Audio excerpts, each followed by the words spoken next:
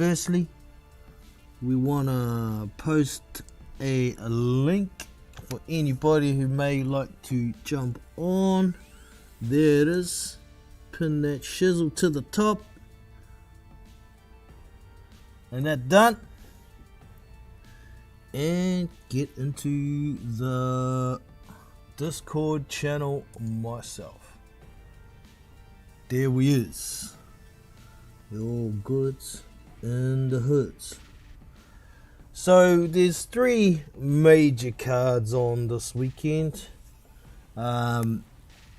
Firstly, we have the Sky Boxer card that has Liam Beefy Smith on there. He'll be taking on Hasim. How do we say this dude's name?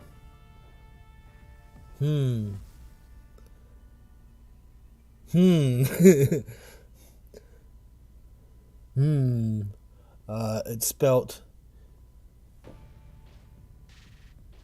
far out. MWAKINYO.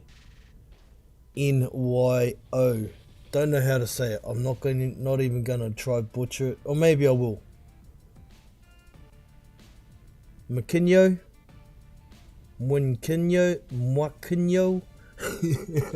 Hasim Mwakinyo, who's 20-2. That's the headline for that card. Also on the same day, we have the Zone card, which is one Francisco Estrada taking on RG Cortez. Don't know too much about RG Cortez, and to be honest, I'm not really that interested in this card. There's nothing. What have I got here? Far out. They're all midgets, is basically what I'm saying. We've got super feather, we've got featherweight, we've got lightweight, light fly. Far out. They're all midgets. I might watch the Estrada v Cortez fight, because there's nothing else on, nothing else televised at the time. And of course, it's on Sunday in the States. It'll be Monday here in New Zealand. We've got the big heavyweight dust up between Andy Ruiz Jr. and Luis Ortiz. I'll probably be doing a live stream for that one. I thought I might get away with maybe not having kids around, but they'll be home from school by then, so it might not be as quiet as I would like.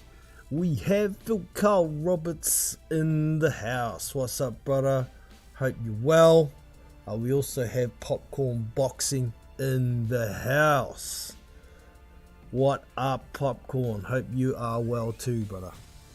So yeah, it's an okay weekend of fights. So I'll just show you pretty much the fights I am interested in this weekend. Basically the fights that I have in our prediction league. The picks have just gone up for that, so here are our picks to pick from this weekend in the league. As you can see, we've got Liam Beefy Smith and this dude that I keep butchering his name. On that same card, we've got Dan Aziz. He will be, just a sec. Yeah, Dan Aziz. He's taking on Shakan Pitters. That is, shit, it doesn't say what weight it is, but that Dan Aziz last time weighed in as just over a light heavyweight, so I guess it's going to be light heavyweight. Yeah, Dan Aziz is a light heavyweight. Mind you, he's weighed in here a couple of fights ago at 180 pounds, so he's just over light heavyweight sometimes, but he's early-ish in his career. He's 16-0. It's going to be a 12-round fight though, so he'll have to make the proper weight unless they've got a catch weight. I don't think they have. We've also got Natasha Jonas, chick fight on there, in a 10-round fight against Patricia Bardot. Is it Bardot? B-A-R...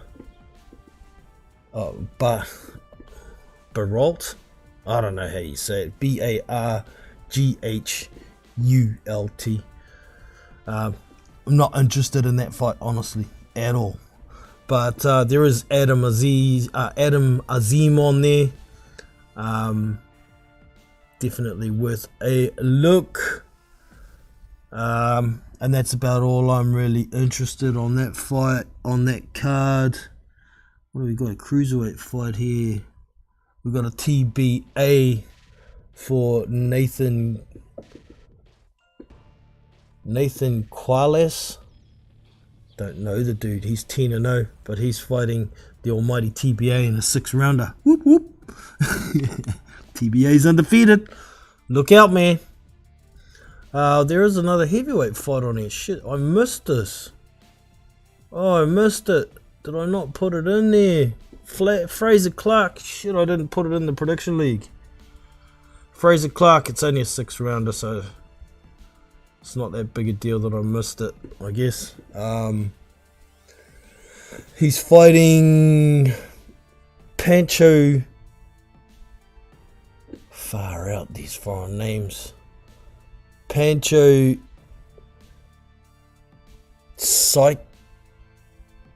How do we hate T-S-Y-E-T-K-O-V.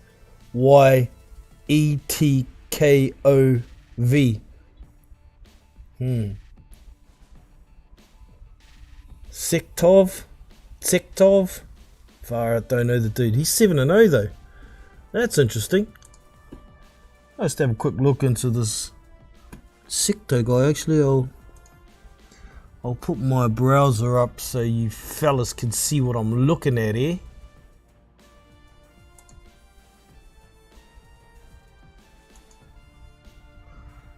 We're gonna hide that banner. How do we do that? Like that. Oh, now the bloody Chrome tab isn't showing. Let's see if I can fix that quickly. Sometimes this Streamlabs doesn't pick up your browser. It's a pain in the ass.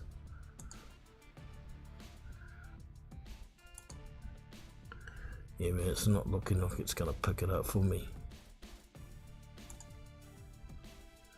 Son of a bitch.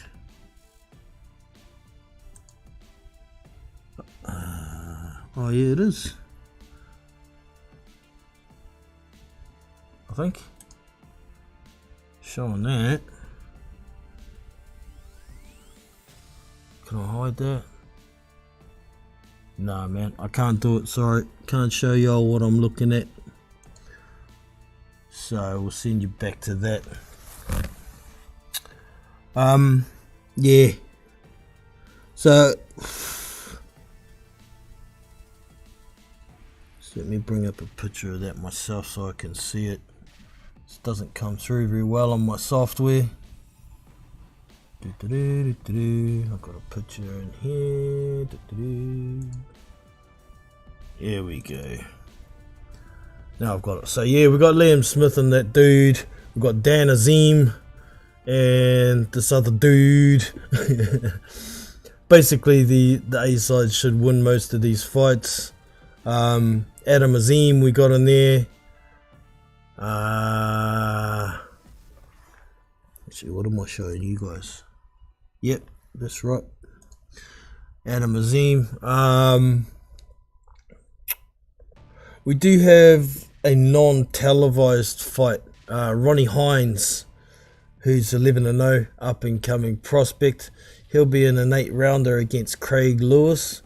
Craig Lewis, you may have seen, he's fought a few guys. Last time I watched him, I can't remember who it was. Actually, I know before the time before last I watched him, he fought. Actually, was it Zhili Zhang he fought last? Maybe. Before that, he fought Junior Fars the last time I watched him. He's 14-5 with 1 draw. He's an okay fighter. He did better as an amateur to Craig Lewis. Ronnie Hines is a much better professional prospect. He should win this one. I think it'll be on points, to be honest. Craig Lewis is actually pretty durable. He doesn't exert himself too much and blow his wad or anything, so it could be an interesting fight. Maybe there might be a telecast pop up, but there's nothing listed on BoxRec for a telecast of that yet. We've also got is it Joseph or Joseph Spencer? I'm not sure which one. Undefeated prospect at 15-0. He's taking on Kevin Salgado Zambrano, not Zambano, Zambrano, who's 14-0 with 1 draw. That could be an interesting fight. That's also listed as not being televised, I believe, which is unfortunate. Or was he on the Ruiz card? Let me check that. He might have been on the Ruiz card. Joseph Spencer. Oh, he is. Yeah, he's on the Ruiz card, so we'll get to see this one. And that is a middleweight dust up, so worth a look. I'd expect Joseph Spencer to win that one. I've looked into their records and they're both pretty decent, so it should be a very competitive fight. We also have the Pitbull Isaac Cruz, who gave Tank Davis issues. He's 23-2 with 1 draw. He will be taking on Eduardo Ramirez, who's 27-2 with 3 draws. I'm pretty sure Isaac Cruz will win this one. He likes to come forward, throw a lot of heavy punches. It is at lightweight, so he tends to last the distance. He does tend to slow down a bit later on in the fight a little, but Eduardo Ramirez is a tough cookie himself. I think he's only been stopped once, just off the top of my head. He could correct me if I'm wrong, but he's got 3 draws on there, so he can be quite tricky. It'll be an interesting fight. That's also on the Ruiz card. And also on that Ruiz card, they're saying it's not televised at this point. I have a feeling that it's going to be on the pre-show, the prelim show, hopefully. Charles Martin is going to be taking on Devin Vargas. Most of y'all will know Devin Vargas. As a professional, he's pretty much a journeyman kind of level guy at world level anyway. He had a pretty decent amateur career, but couldn't really convert that into the pros. I expect Charles Martin to win that, but Martin looked okay against Ortiz in his last time out, but got dropped with one big shot later on in the round after he had dropped Ortiz a couple of times with jabs. So it kind of makes you wonder how much of a chin old Charles has got left. Maybe he no longer walks this earth like a god. And finally, of course, at the bottom we've got Andy Ruiz and Luis Ortiz, the Destroyer, versus King Kong. 43-year-old King Kong. He's possibly 53. And as I just said, he didn't look great in his last time out against Charles Martin, getting dropped a couple of times and then happening to land one good left later on. So it's gonna be interesting to see what happens in this one. I'm kind of torn at the moment. I'm picking Andy Ruiz to win the fight, but I'm not sure whether he's going to be able to stop the old fella or not. Andy Ruiz, for me, has the quickest hands in the division, but I just don't know. Ortiz seemed to carry his power later on in the fight against Martin, but then once again, how much has Martin got left? If he's he's piecing Ortiz up for a fair few rounds before getting stopped with one punch. So it was odd, to say the very least. But I'm looking forward to the weekend, man. Couple of heavyweight dust-ups on there. You only get to see a couple by the looks of it, but we shall see. Right into the chat. Disappointed that Ruiz v Ortiz moved. It's on Sunday night here. I guess it's a pain in the butt for those having to go to work on Monday. And what time would it be on over there, Phil? Around about, you're in Wales, obviously. Aziz v that dude. Excuse me, I'm gonna cough. Yeah, got that out. It's not bad. Yeah, it could be a pretty decent fight.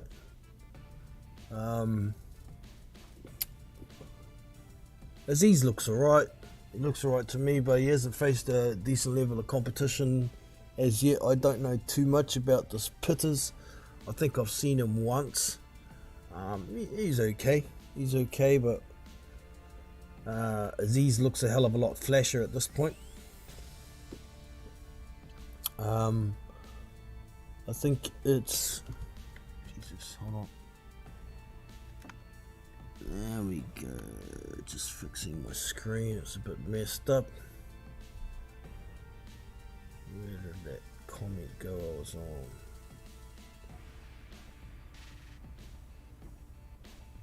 on? I think it's a silent... Now I've got my screen messed up some more. There we go.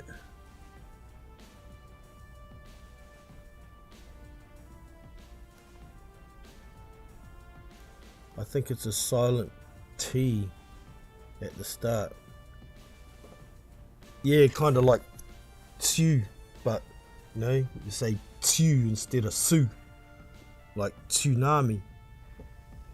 So yeah, I haven't heard anyone else say it, but I haven't been looking out for the name, to be honest.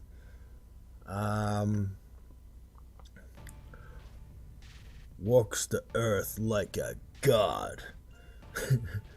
But in the ring, he crawls around like a dog. Man, you're a poet and you don't even know it. Just say the words and start to damn flow it. It was a good counter from Ortiz. Yeah, kind of wondering whether Martin was starting to get overconfident, thinking he had him since he was dropping him with jabs, and thinking like that kind of makes me think, was Ortiz just playing the fool, trying to lull Martin into a false sense of security? Because when he did go down from those jabs, he didn't look hurt at all, did he? He just dropped and then got up. So could have been a crafty old veteran trick from Ortiz. I don't believe against Ruiz he'll have that opportunity. I believe Ruiz has got a hell of a lot better chin than Charles Martin. He's willing to take 5 to land 5. So with any luck, Ruiz isn't going to give Ortiz the opportunity to muck around. If he starts mucking around, he's going to eat 5 shots. He's that quick. And looking at his recent training clips, he looks like he's slimmed down a bit, so he could be a bit more mobile. But Ruiz and Ortiz, man, that's going to be a mouthful to commentate. Might have to call them Andy and Luis. I mean, Ruiz doesn't have really fast feet or anything, not like his hands, but Ortiz's legs look like they've been gone for some time, so Andy's not going to have extremely fast feet to catch up with Ortiz, I don't think. So, on about 4 or 5 a.m. or Monday morning for you, won't it be? Yeah, it'll be Monday morning. Wow, that's pretty rough for you, eh? It'll be 4 or 5 in the afternoon on Monday for me here. It's not so bad. I have written I have written some poetry in the past. Yes, well, it just comes out sometimes, doesn't it? Yeah.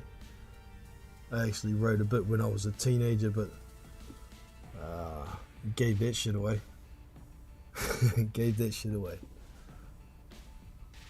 I think Ruiz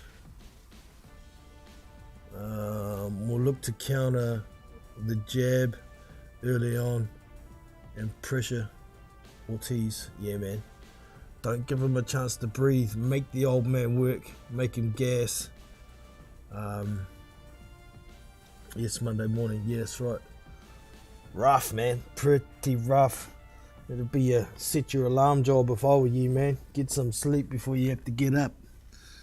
Hopefully you don't have to get to work before the fight starts. If you're not working from home with all this COVID garbage going on at the moment. Yes.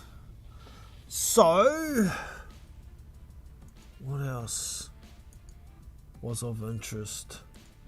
I see a couple of bits of news floating around. It's looking like a couple of drug cheats are going to get it on in Jarrell Big Pharmacy Miller and Lucas Big Dummy Brown. Could be an interesting fight. It's pretty obvious to me these days that without the enhancements, Luis Ortiz, it's not Luis Ortiz, Christ. Jarrell Big Pharmacy Miller gets a lot tired a lot quicker, and he doesn't seem to have the volume that he used to have. He hasn't really faced anybody of any real note since he came back, but he had a competitive fight against Ariel Bracamonte, and that's a bit of a problem if he's competitive against Bracamonte. Hey, so it is what it is. They're looking at the 13th of October in Dubai or something. Dean Lodigan, formerly of Duco Events, now running his own company called D&L Events. He's got his finger in the pie in that one. Well, I think it was him. Actually, it might not be him. I'm thinking of another fight that's looking like it's going to happen on the 13th of October. Sorry. Justice Hooney is going to be taking on former cruiserweight champion in Myris Breedis. Interesting matchup. I guess it's something to do with D&L Events. Dean Lodigan, like I was talking about, having done the Breedis v Jai Opataya fight recently. Breedis is obviously like that Aussie money. And it looks like that fight could be happening. Brutus has dabbled at heavyweight a couple of times in the past. It could be an interesting fight. I think Herney doesn't seem to have great power, but he's got great stamina and he puts out a lot of punches. He's not gonna be much bigger than Brutus. I think he'll only be 2 inches taller and maybe a little bit in reach. I'm not exactly sure on the reach off the top of my head. But at heavyweight, Brutus probably still hits a little bit harder than Herney, but it's going to be a matter of can Brutus get to Herney enough to slow him down, or enough to get to that body, enough to land some bigger shots, get some respect, because he'll be smaller, not basically the same size like he was against Jai Opetaia. It could be a very more interesting fight than weight snobs may think. It could be very interesting. So we'll see if it actually gets made. It sounds like it's going to go ahead, and it'd be worth a look when it happens. Could possibly be a midweek fight. They're looking at probably putting it on pay-per-view down here in Australia and New Zealand, kind of like what they used to do with Joseph Parker. Damn near every fight that was televised was pay-per-view down here, unfortunately. But it's worth a bit of a look. Also, in the last couple of days, shout out to Phil, who's in the chat, dropped a link in the Discord to the kickoff presser for Robert Helenius and Deontay Wilder. For me, it's a bit of a hard watch. Listening to Deontay going on with his attempted philosophical bullshit. It's a business. We connected. He's talking about Robert Helenius. Robert's polite, professional, doesn't have anything bad to say, and he says he's going to try his hardest, but he didn't really say that he was going to win. But it's kind of the way with most professional Eastern European fighters. You see the same sort of thing from Alexander Usyk. He doesn't say, I'm going to do this, I'm going to do that. It's more like, I'm going to give it my all, hopefully come away with a win, but there's none of this, I'm going to knock this mofo out, I'm going to do this, I'm going to do that, and when I'm past that, I'm going to do this and do that. Don't really get that from Eastern European fighters. They seem to be a hell of a lot more respectful. Of course, you do get the odd one, kind of like a Alan Babic sort of thing, but that's showmanship.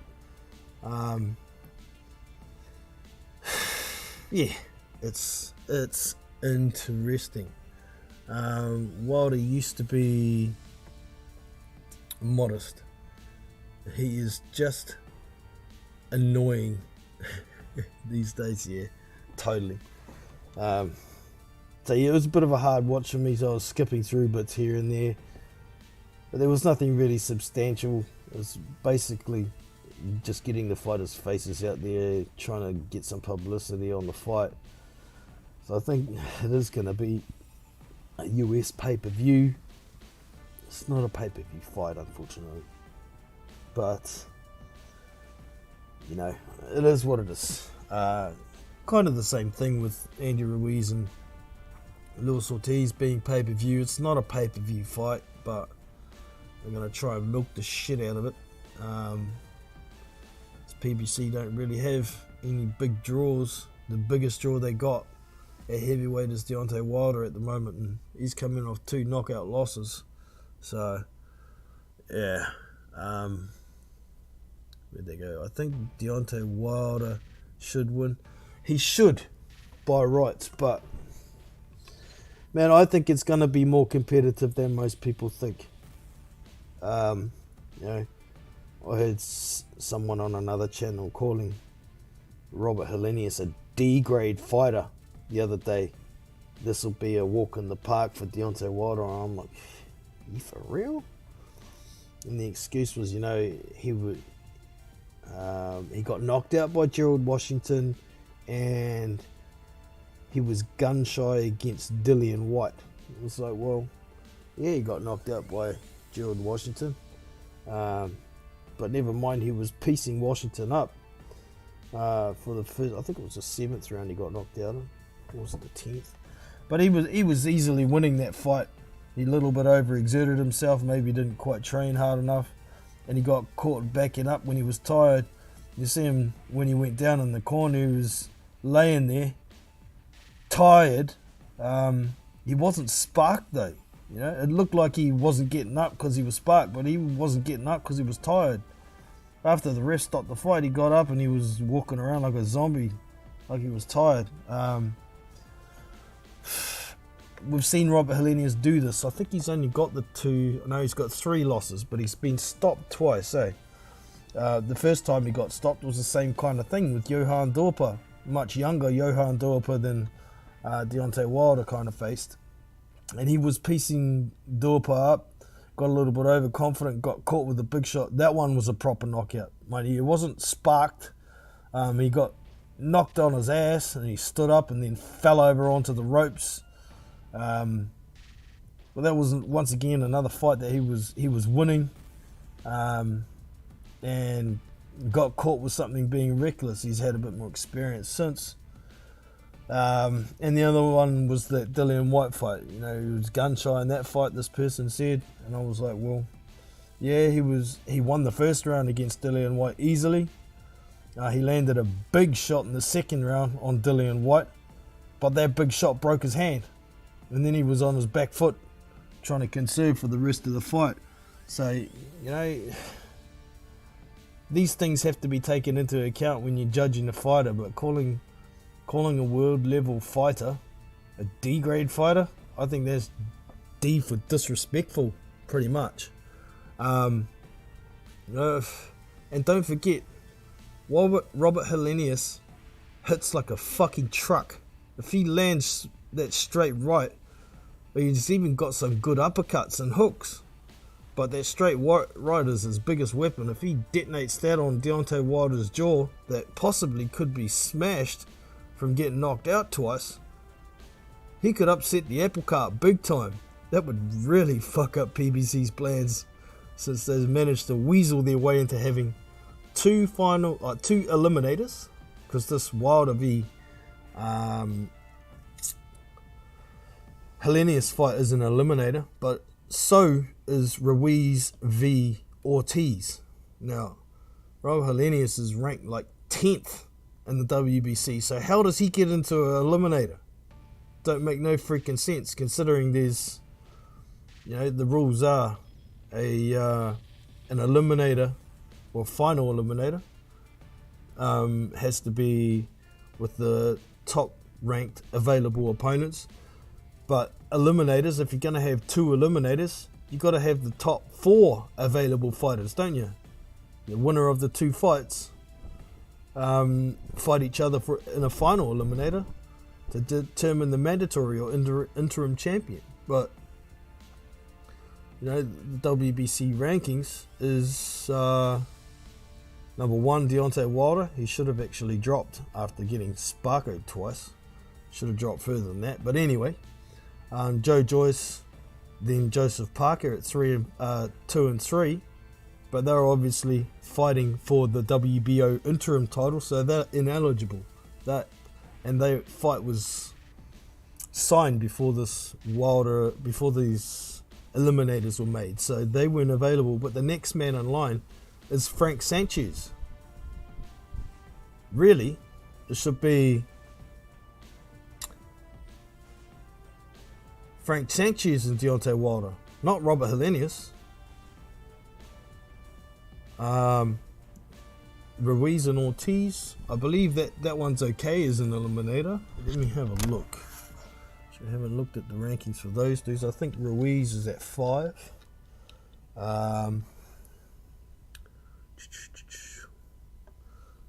Get rid of this Estrada code because I'm not really interested in it. There it is. We go to boxing scene. We go to rankings. And we go to official rankings. WBC. Here we go. 3 Joseph Parker. 4 Frank Sanchez. 5 Andy Ruiz. Ah, yes. There's another one that's been sidestepped because they're not PBC. Because, by the way, Frank Sanchez isn't a PBC fighter. I think the last time he fought was FA Juggler, and that was on a top rank card. He's, I don't know if he's a free agent or he's with a promoter that isn't tied to a network. So he can do what he wants, but because he's not PBC, Al Heyman and Mauricio Solomon decided it was okay to leave him out. Yeah, they've also left out Aslanbek Makhmudov at number 6. Actually, maybe they haven't, because I believe he's scheduled to fight Carlos Takam. Let me double check that.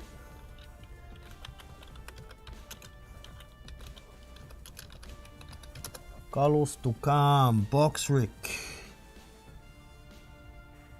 Yes, it's confirmed. So they didn't actually do the slide on that.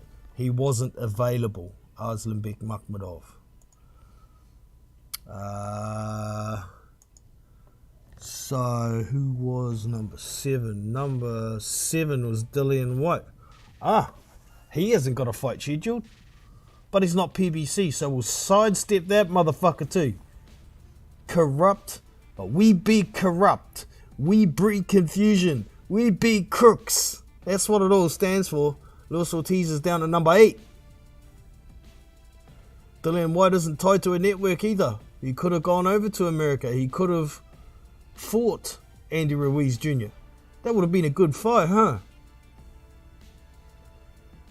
Luis Ortiz down to number 8. So, oh, there we go. Helenius is at 9. Last time I looked, he was 10th.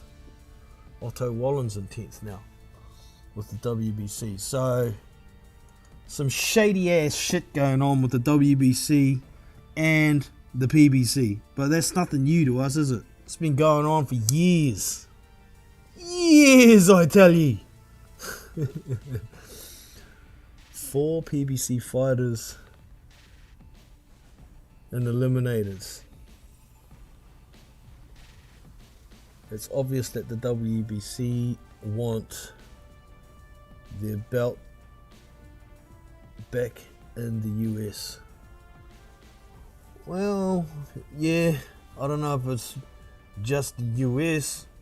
I think they want the PBC to have hold of those belts so they can plant them fair and square on a coconut tree on Isolation Island over there. Shut everybody else out and then say they're fighting the best in the world. Get the fuck out of here with that bullshit. They be talking caca. Excuse me. Absolute caca, man.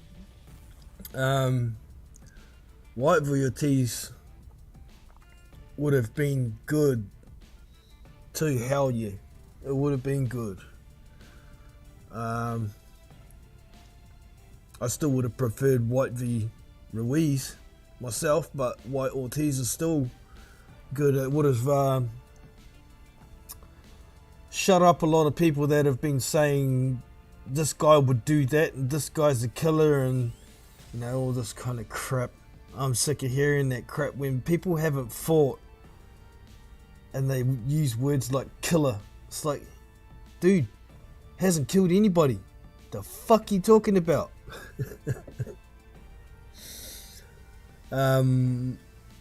They waited for Joe Joyce and Joseph Parker to make their fight before making these PBC eliminators. Yep, absolutely, because it's a business. It's a business to this day. Yeah, it's corrupt as hell. It's pretty disgusting.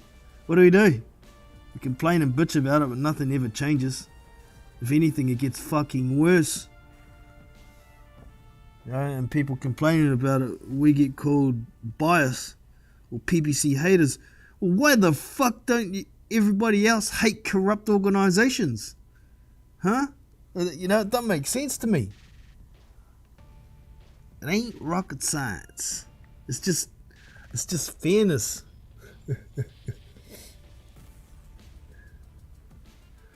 BFTB will be talking crap again soon. Oh, of course. It's pretty much all that dude talks is crap.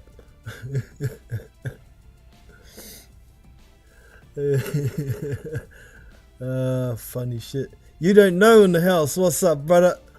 Good to have you, man. Speaking of which, I can mock that mofo while I'm here. Just let me a sec here. I'll start using these again. Where is it? Where is it? Just finding my file for that. Here we go. Oops, no, not rename it. Open it, you mofo.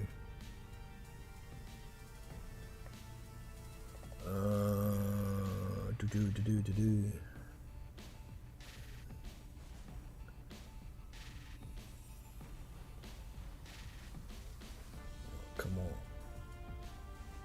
Where are they? Where are they?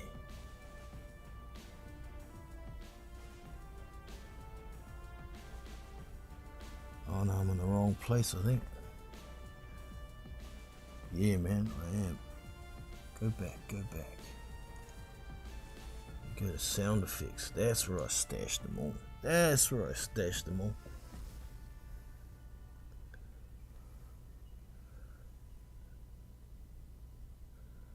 I haven't been over to BFTB's channel for a long time, but this is one of the last comments he had for me when I called out some of his shit.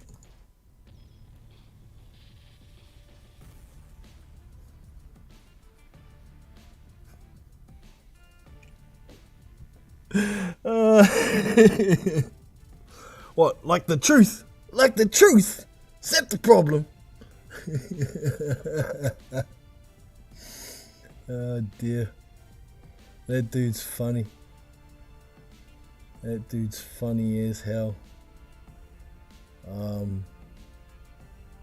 What else have I got here?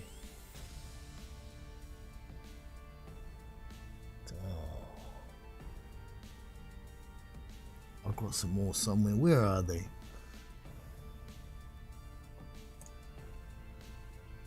Here we go.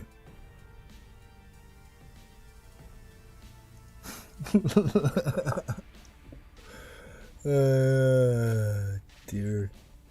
Well, you know.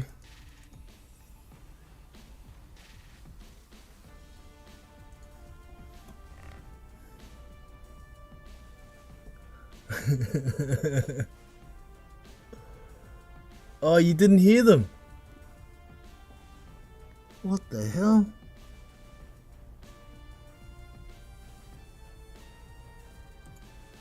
Oh dear, have I got one of my sound things turned off?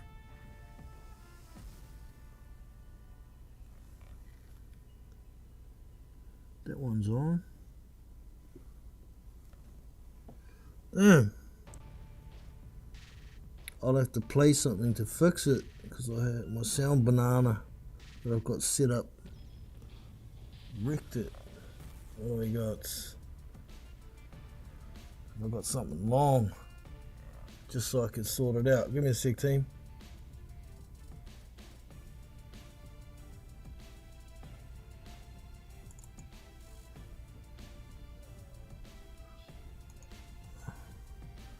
Hold up, team. Sorry. I'll leave the sound effects for next time. I got a whole lot of sound bites from him. But I'll suss them out for next time. I'll leave it alone. Get back to the boxing. I got no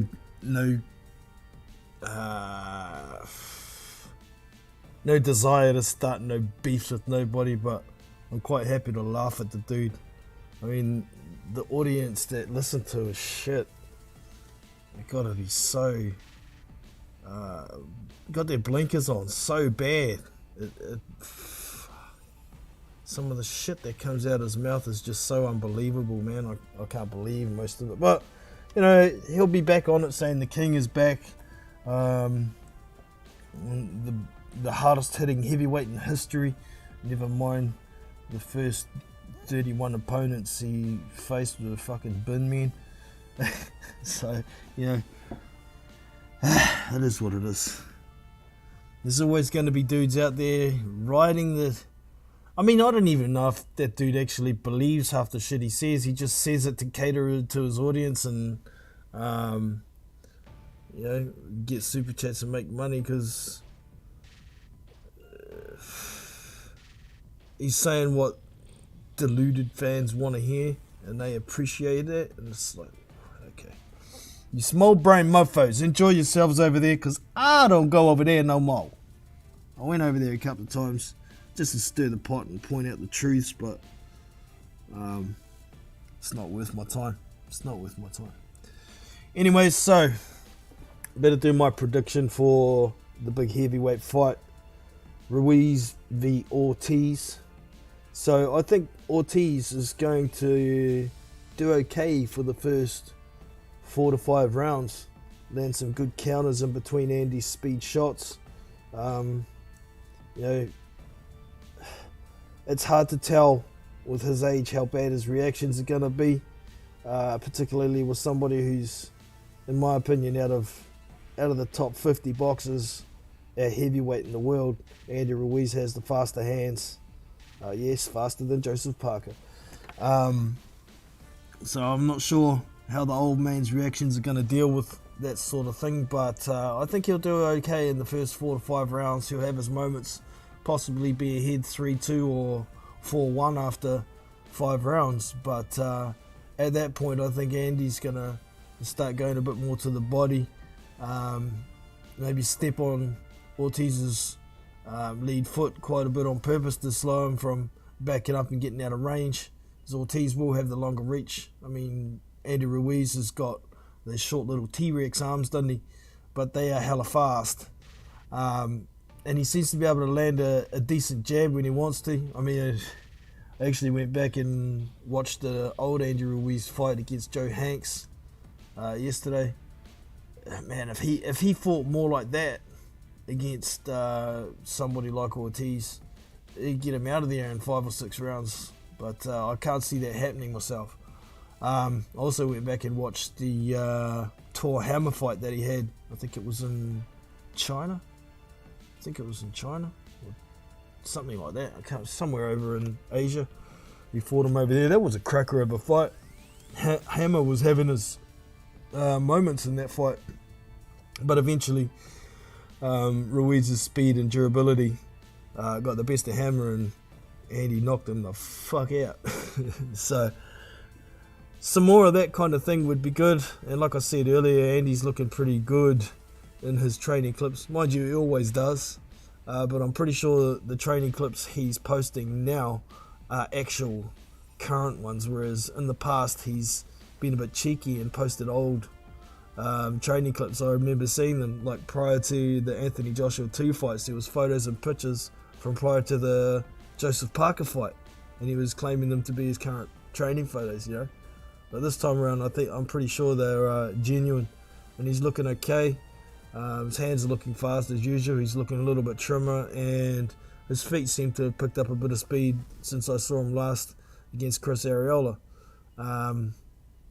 So yeah, I think it'll be an interesting fight, but come round 6, 7, 8, maybe even 9, I think Andy's going to start taking over. He's going to win all those rounds. I think by the time the 10th round rolls around, Ortiz is going to be pretty tired. Might go down at the end of the 10th round, but he'll get out of the round, and then in the 11th I think Andy's going to keep coming and knock Ortiz down in the first third of the 11th round, and then get a referee stoppage at the end of the 11th. But pretty specific, my pick there. I'm pretty confident it's going to go something like that. But like I said earlier, I'm a little bit torn to know whether or to be confident if Ruiz is actually going to get the stoppage or not. But I think he's going to win 8 rounds to 4, 7 rounds to 5 at the very least if it goes the distance. He walks the earth like a god.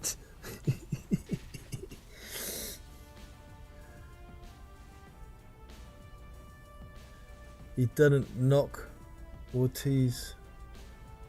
What? He walks this earth like a god, though. Didn't knock Martin out. Oh, Ortiz didn't knock. Didn't Ortiz knock Martin out? Well, he stopped him, and yeah, Martin was pretty hurt after he got caught. I think he got up after the first one and then got put down, and the ref stopped it after the second, so he wasn't sparked. Excuse me. But he certainly knew about it when he copped that first left hand and got put on his wallet. He wasn't right from that point on. But you know, we saw a bit of revival from Martin. We all know the story about how he got put on his pants twice and it was all over against Joshua when he gave up his IBF belt in his first defense. And then he went batshit crazy with all his pretend rapping, and I think he spent $4.5 million on fucking crack or some shit. He went crazy. But when he came back, we saw him have a really good fight against Adam Kovnarski. But at the same time, you know, how good is Kovnarski if somebody like Helenius is beating the shit out of him twice? He had a good fight against Gerald Washington. Washington's a really good fighter for 3 rounds. You know, and the volume got to Washington just like it did when he fought Kaunaki as well.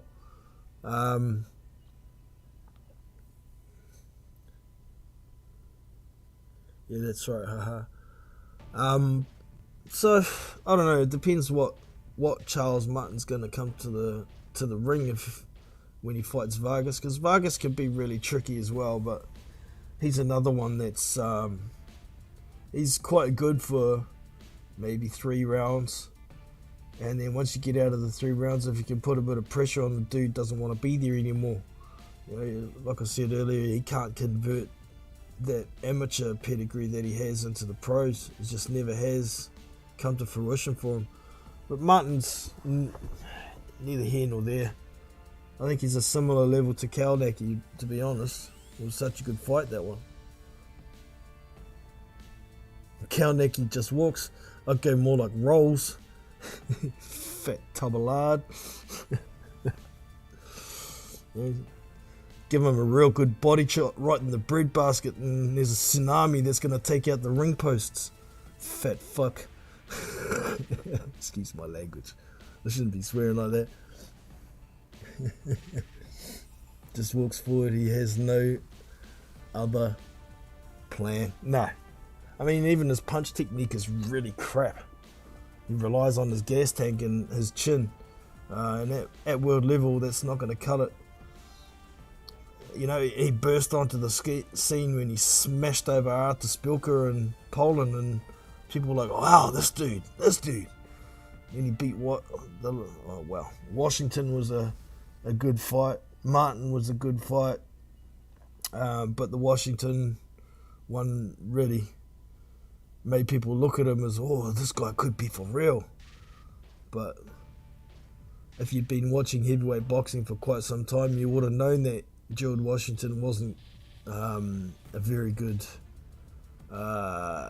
distance fighter. I remember the first time I watched him I think he fought Eddie Chambers, and I watched that one. But the one where he fought Amir Mansour, I believe that one came out as a draw, 10 rounder. Washington won the first 4 rounds easy, but started gassing, and I thought Mark Mansour won the last 6 rounds and pinched the fight, but they gave him a draw because Washington was supposed to win. You know, that's somewhat. No offense to Amir Mansour, I got him for an interview on my old channel years ago. I liked the dude when he was a bit younger,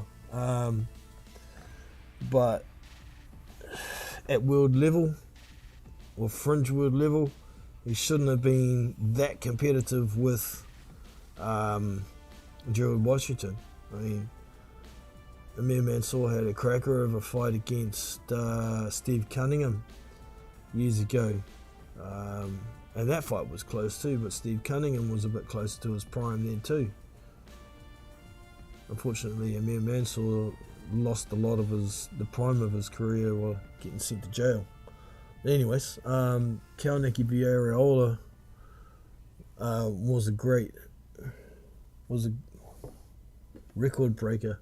It was that was the fight that surpassed David Tua and Ike Ibeabuchi, wasn't it?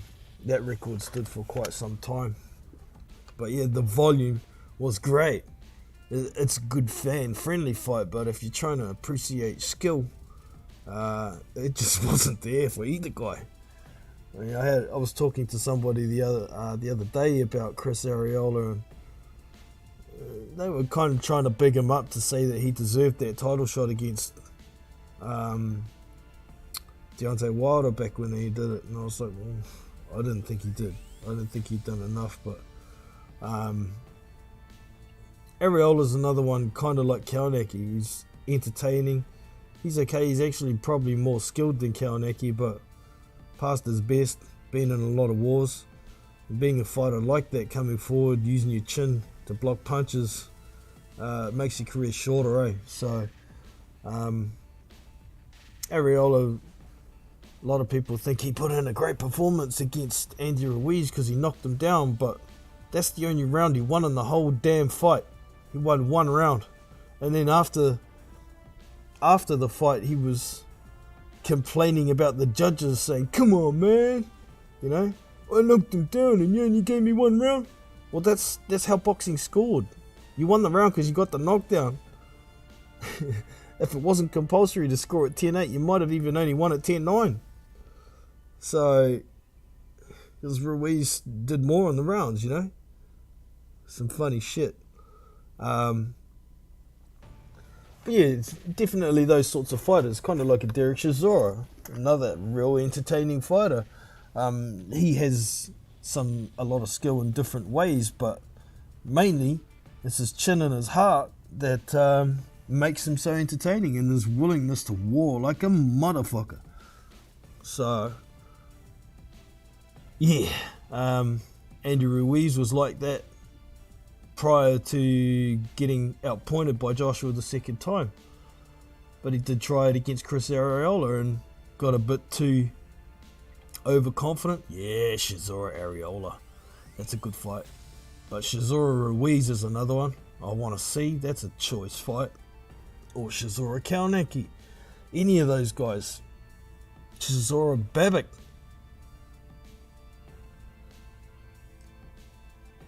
You can throw Hemihio in that mix too. He's another one who comes forward, throws a shitload of punches, happy to eat some. No, those guys, I don't know why they don't get more. I mean, Derek Chisora makes a shitload of money out of being such a warrior. Chris Arreola made a little bit of money, a fair bit of money earlier in his career because he's that entertaining, but I don't believe Adam Kovnarski got paid for the amount of shots he took on his chin, from Spilka to Hellenius too. I don't believe Charles Martin made a lot of money besides that Anthony Joshua $5 million payday. It's the only real payday he made, but he's been in some tough wars as well. Even Martin Vieira's an okay fight as well. I think Chisora would beat Kauneki. Oh yeah, he would, but it'd be fun while it lasted. Be hella fun while it lasted. I'd expect Adam Kauneki to start getting frustrated and try the nut shots. Get fucking disqualified even in that fight if he doesn't get knocked out first. Yeah, man. There's some great fights out there for these warrior fighters, but they start facing each other, they're not going to last too long in their career.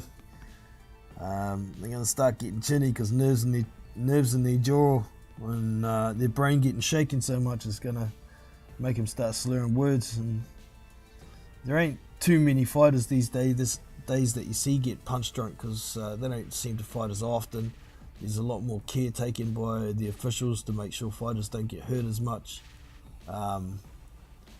So yeah, we'll see where Kauneki goes, but I expect him, if he takes another couple of tough fights trying to get towards another title shot, he's going to get smashed and he'll end up having to retire or forced to retire by not being able to obtain a medical certificate and shit like that, you know.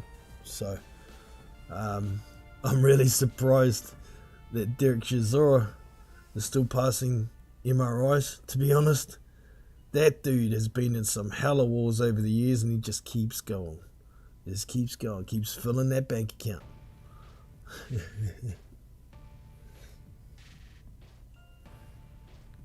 They call it a new golden age. But there are a ton of fighters that could be made that don't get made, yeah, for sure. It's not a golden age, man. It's not a golden age. There's never gonna be another, when it comes to heavyweight boxing, there's never gonna be an age again like the 90s, pretty much. Mike Tyson's, Evander Holyfield's, Lennox Lewis's. I mean, they were great fighters, great entertainers, and they fought a lot more than they fight these days. A lot more. The politics of boxing is getting so much more involved. It's killing the sport. So us fans, we just got to take what we can get. We just got to take what we can get, man. And moan about it along the way, because that's what we're good at, huh? We're real good at that. Anyways, teams, is there any other fights on the horizon? Oh, I guess, yeah, there's Makhmudov Takam. There's, in a couple of weeks, there's Parker v. Joyce. That's going to be a great fight. And the winner of that is going to be the WBO interim champion. I think that's came about because Fury says he's retired. Usyk has said, if I'm not fighting Fury, I'm not fighting. So it's basically saying, if I don't get that fight, you fellas can take this belt. I'm not interested. I'll go back to Ukraine and I will fight for my country instead of fighting for money and belts. So kudos to Usyk. I mean, if he can't get that fight, he's got nothing left to prove for me. He's old enough. He had a long amateur career. He's done plenty. Well, he did everything he could do at cruiserweight, and if Fury bails on that fight, then he's done everything he can at heavyweight as well, unless he can get a unification against the WBC belt holder once Tyson Fury decides he's actually retired. Actually, his 1 week extension. Today is the 1st of September here. It's probably still August in the UK and the US. So I guess officially it'll be 2 days. Tyson Fury has left to formally clarify the status of his retirement. So a couple of days we're going to find out whether he's going to still be the WBC champ or not. And if he's not the WBC champ, in a couple of days, then there's no point in Usyk trying to chase him, is there? $500 million. Big bum dosser. I mean, I like Tyson Fury, watching him in the ring. But it's gotten to the point these days where I can't stand that fucker outside the ring. Just vomits verbal diarrhea continuously. Waste of time even listening to the dude. It's wasting good air.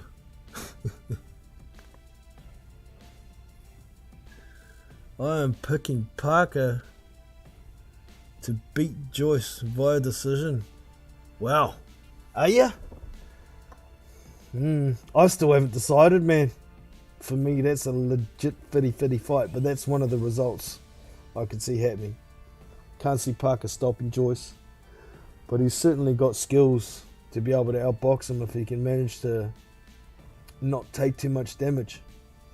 But yeah, that's gonna be the teller, as if Joyce can get to Parker consistently enough.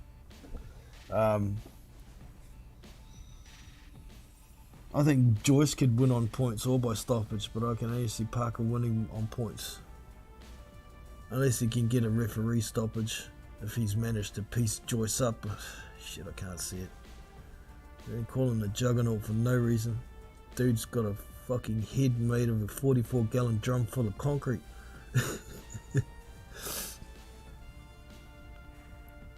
Fury is... oh, where is... moved. Fury is shit. He's number two. He's number two. Sorry, that's a scene from Emoji Movie. Yeah, I got kids.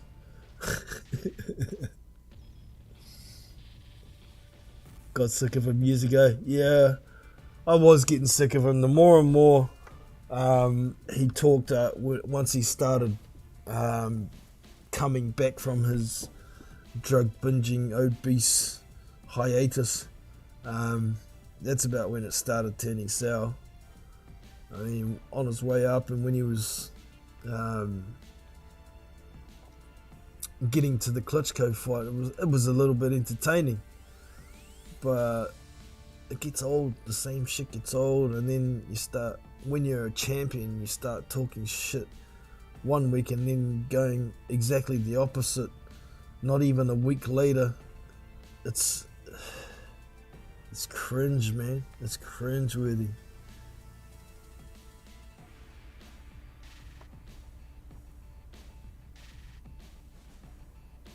Headless chicken. Yeah, that's about it. I have watched Fury entire career. Yeah, I must say I haven't watched his whole career. I only kind of came back to boxing towards the end of the Klitschko era. I mean, I was still watching the odd fight here and there, but there was about 7 or 8 years there where I was more interested in other shit. It was just a bit of a boring era. After Lennox Lewis left, pretty much, I was pissed off that we never got that rematch between Vitali and Lennox. That really pissed me off enough to just walk away and not be too interested in the sport for a few years. It really pissed me off, but it was what it was. I came back in about 2010, I guess. I starting to watch boxing again, but didn't get into YouTube until about 2014.